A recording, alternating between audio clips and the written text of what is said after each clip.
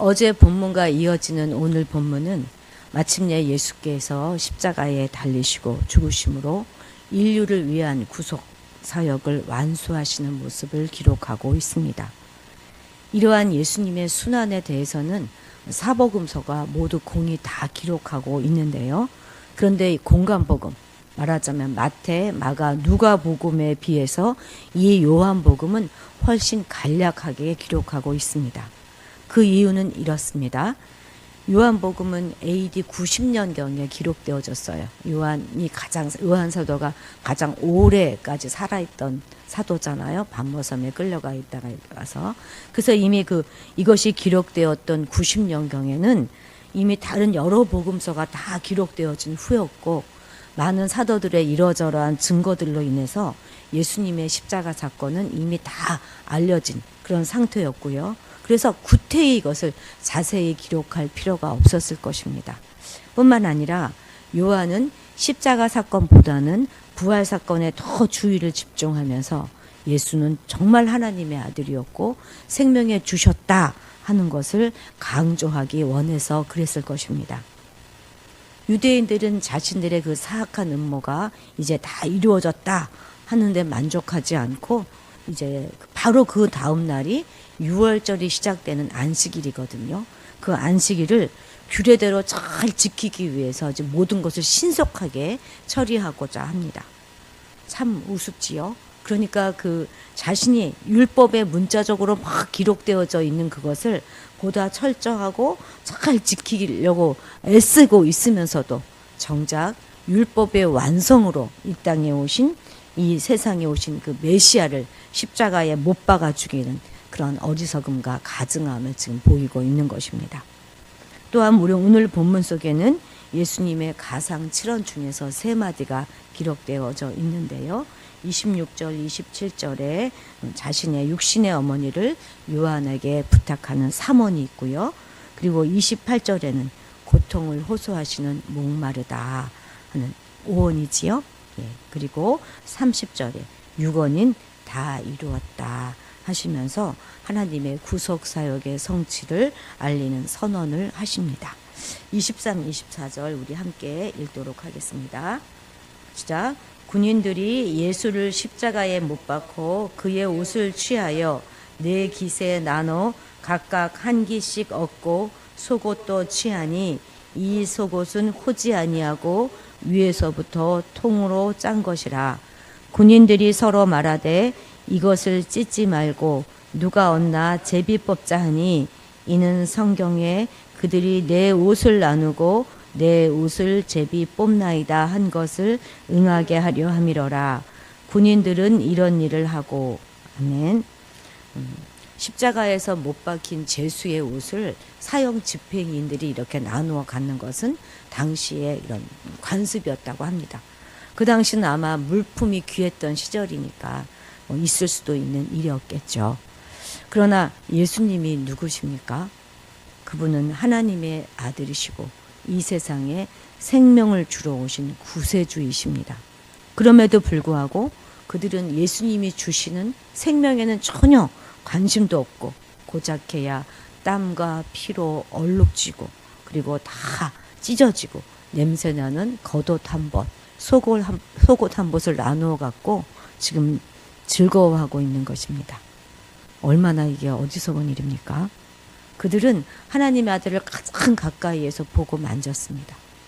그러면서도 겉옷을 얻는 대신에 영원한 생명을 잃고 말았던 것입니다.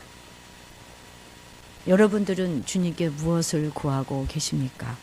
만약 우리가 탐욕에 빠져서 주님께 나와 세상에 있는 낡고 냄새나는 것들을 구한다면 십자가 아래에서 주님의 겉옷만 나누었던 군병들과 다를 게 무엇이 있겠습니까? 우리가 만일 주님께 우리의 욕심에 따라서 세상의 것들만 구한다면 만약 그것이 응답되지 않았을 때 우리는 다시 한번 예수를 십자가에 못 박을 수도 있을 것입니다. 생각만 해도 너무나 무서운 일 아니겠습니까? 우리가 예수께 나와서 진정으로 구해야 할 것, 그것은 영원한 생명입니다. 그를 믿음으로 말미암아 내 모든 죄를 씻김 받고 구원 얻는 그것입니다. 천국에 가서 영생 복락을 누리는 것입니다. 이제 우리는 주님께 구하는 내용을 좀 바꿔봅시다. 군병들처럼 어리석음 범하지 말고 생명을 구하는 그런 분들이 되시기를 주님의 이름으로 축복합니다. 26절 27절 같이 함께 읽겠습니다. 시작. 예수께서 자기의 어머니와 사랑하시는 제자가 곁에 서 있는 것을 보시고 자기 어머니께 말씀하시되 여자여 보소서 아들이니이다 하시고 또 그 제자에게 이르시되 보라 내 어머니라 하신대 그때부터 그 제자가 자기 집에 모시니라. 아멘. 지금 예수님께서는요 단지 요한에게 그 어머니의 그 부양을 당부하고 있는 것이 아닙니다. 마리아의 부양을 부탁하려고 했다면 친동생에게 하는 것이 옳았을 것입니다. 그렇지 않겠습니까? 형은 먼저 간다. 너희들이 어머니 잘 모셔. 이렇게 보통 말하지 않겠어요? 예수님에게도 친동생, 남동생이 4명이나 있었고 또 누이들도 있었습니다. 그럼에도 불구하고 지금 요한에게 어머니를 모시도록 부탁하고 있습니다. 그것은 왜 그럴까요? 그것은 지금 예수님은 당신으로 인하여 이루어질 새로운 공동체를 염두에 두고 계시는 것입니다.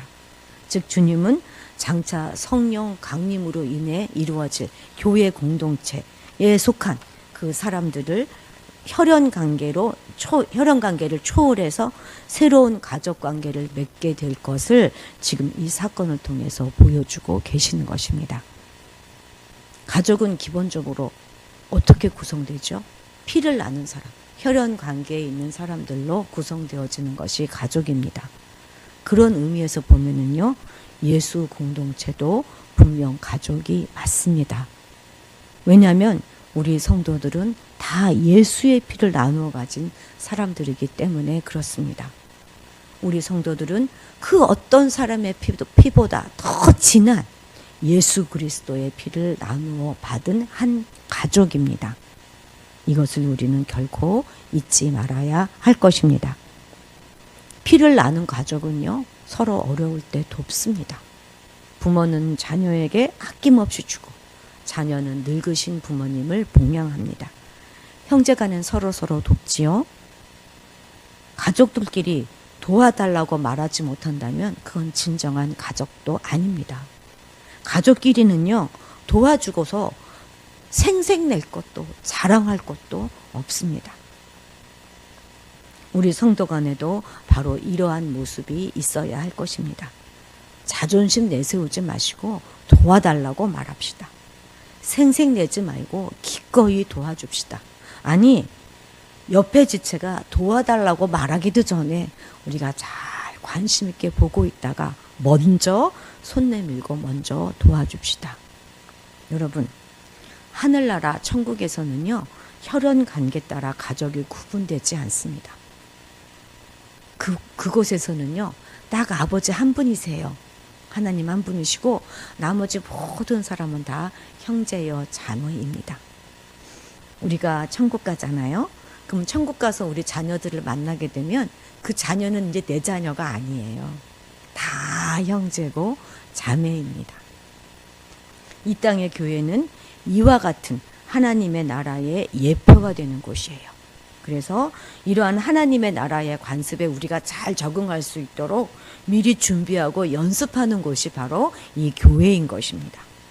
그러면 우리는 마땅히 하나님 나라에서와 같이 이 땅에 사는 동안 우리 성도들을 한 가족으로 섬기고 아껴야 되지 않겠습니까?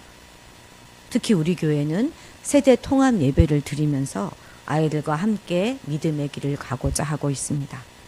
우리에게 네 아이 내 아이가 따로 있을 수 없어요. 장녀 양육에 있어서도 우리 함께 책임을 지면서 서로 아픔을 공감하고 서로 돕고 의지하는 좋은 가족이 되기를 원합니다. 하나님 나라는 먼데 있지 않습니다. 우리가 하나님 나라에서 사는 것처럼 살아가면 이 교회 안에 하나님 나라는 이미 이루어진 것입니다. 기도하시겠습니다.